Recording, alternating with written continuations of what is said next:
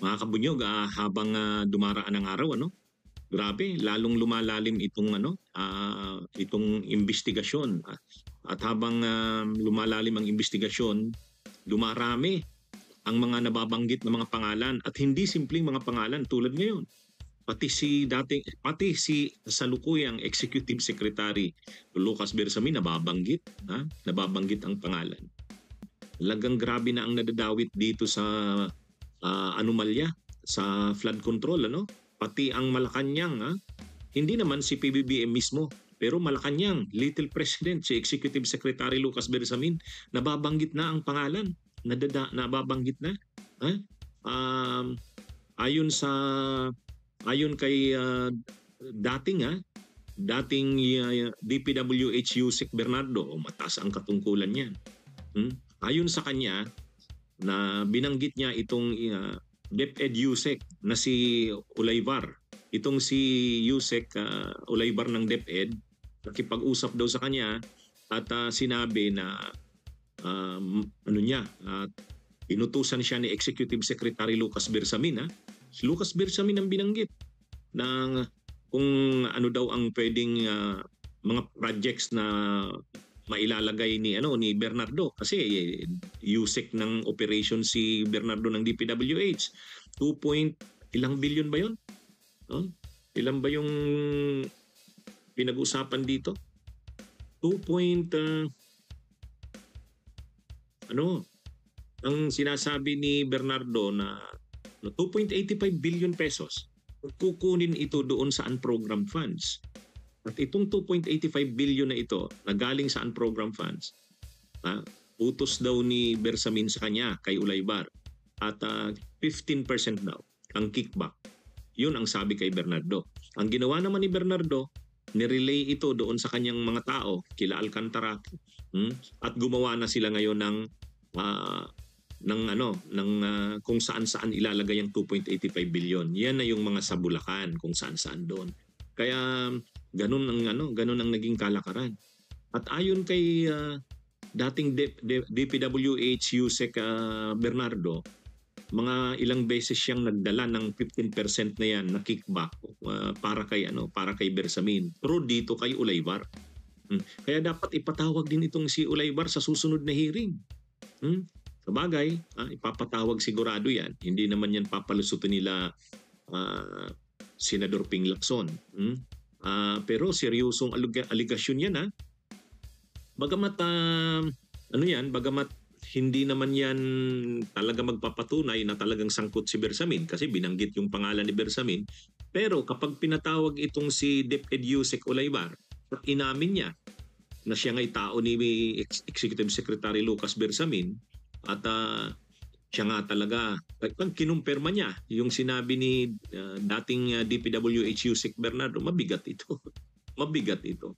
Ang problema, ito? Papunta na sa Malacanang. Executive Secretary na ang pinag-uusapan dito. Itong tungkol kay Bersamin, naging artikulo ito ng Politiko. Sabi daw ni DepEd Yusek Ulaybar kay dating DPWH Yusek Bernardo, boss, 15 yan 15 yan.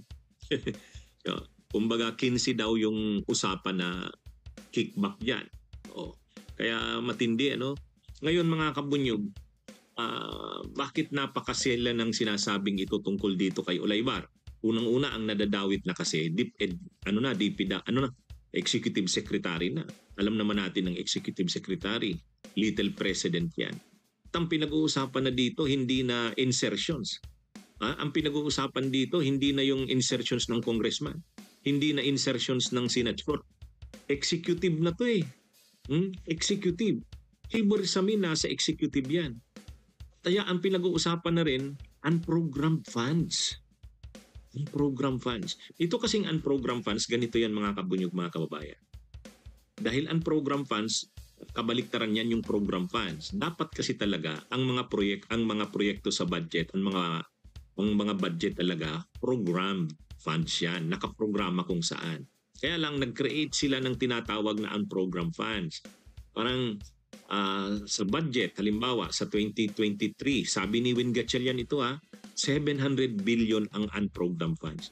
Noong 2024 naman, 800 billion ang unprogrammed funds. Ano yung unprogrammed funds? Parang lump sum siya. Na kapag naka-raise ng pondong ganyan na 700 or 800 billion, saka na lang maa-identify kung anong mga pupunduhan na proyekto niyan. So, hindi alam kung saan yan pupundo. Kaya nga unprogrammed hindi nakaprograma. Pero kapag nagkaroon ng pundo yan, 700 billion halimbawa ng 23 at 2024 naman ay 800 billion, saka na yan ilalagay kung saan-saan.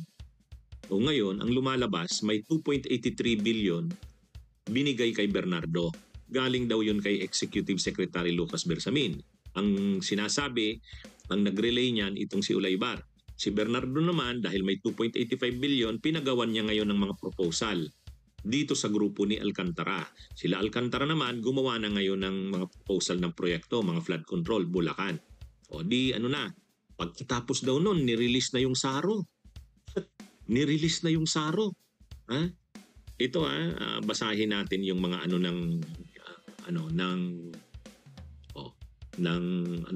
ng politiko.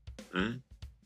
Former DPWH Undersecretary Roberto Bernardo has accused DepEd official Ulaybar, once a staffer of Senators Ramon Bong Revilla Jr., the late Edgardo Angara and Sani Angara, of demanding a 15% cut from 2.85 billion pesos worth of infrastructure projects, allegedly for Executive Secretary Lucas Bersamin. In a sworn affidavit, Bernardo recounted that he first met Ulaybar in 2010 at Revilla's office. Later, learning that he had moved to Sani Angara's staff before rising to USEC DepEd. Bernardo claimed that in 2024, Ulaybar summoned him to discuss unprogrammed appropriations supposedly for the office of the Executive Secretary. Ulaybar allegedly asked for a list of projects which Bernardo said he relayed to the Bulacan 1st District Engineering Office. The DEO's engineer Alcantara then prepared a 2.85 billion project list. When Bernardo handed it over, Ulaybar supposedly made the demand crystal clear. Boss, 15 yan. Bernardo said DPWH soon received a special allotment release order, SARO, covering the projects. He further alleged that Alcantara regularly collected and delivered the 15% commission, which Bernardo in turn passed on to Ulaybar in Magallanes, Makati, and other locations. So yan mga kabunyugan. Isa ito si Ulaybar, DepEd USEC. Kasalukuyang DepEd USEC, ibig sabihin sa opisina ni Angara ito.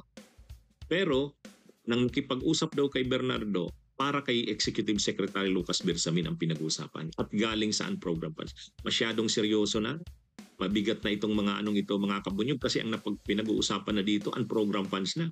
Executive Secretary Lucas Bersamin na. Ewan natin kung saan patutungo tong investigasyon na to, pero masyadong mabigat na ito. Mga kabunyog, mga kababayan. Ito rin, nagsimula na rin ang Bunyog, bunyog, halikan na kasama ka. Bunyog, kapag buklod ay may pag-asa. Luzon, Visayas, Mindanao, isa ang pananaw. Sa bagong Pilipinas ang bunyog isisigaw. Bunyog.